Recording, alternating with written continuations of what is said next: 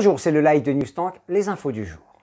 L'Institut Mines Télécom, membre fondateur du projet Gaia-X, l'initiative de cloud européen. Cette initiative franco-allemande porte les bases d'un cloud européen, je vous le disais, souverain et interopérable. Au sein de la structure nouvellement constituée, l'IMT apportera son expertise en matière d'IA, intelligence artificielle, de big data et de cybersécurité.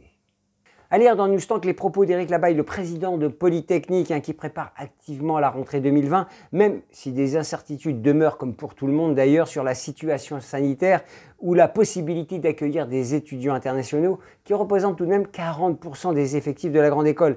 La mise en œuvre de l'Institut Polytechnique de Paris se poursuit à un rythme soutenu et son objectif est de se positionner parmi les meilleures institutions de sciences et de technologie au niveau mondial. Selon Éric Labaille, le rebond d'une économie qui a perdu environ 10% de PIB cette année va appeler des investissements massifs, notamment dans l'éducation, la formation et la recherche. Loi de programmation pluriannuelle de la recherche 2021-2030. L'entrepreneuriat étudiant et la création de start-up, notamment de haute technologie, seront des priorités pour chaque établissement de l'enseignement supérieur. L'accroissement des moyens dévolus à la maturation et à l'accompagnement des projets permettra d'accompagner évidemment cette dynamique. À lire dans Newstank RH au sujet de l'appli CPF pendant le confinement, 70% des achats visaient des formations en ligne. Selon Michel Yael de la CDC, cela a permis d'atténuer la baisse globale de demande de formation.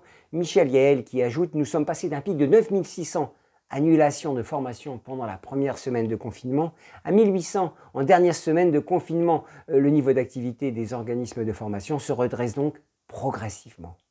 À lire également sur le site campusmatin.com, comment les BU, les bibliothèques universitaires, se sont-elles organisées face à la crise du Covid-19, des emprunts d'ouvrages 2 fois plus importants que lors de la coupure estivale, une avalanche de questions sur les services en ligne, des drives pour organiser des centaines de milliers d'ouvrages à faire rentrer. Les BU, les bibliothèques universitaires, ont relevé de gros défis en cette période de crise Covid-19.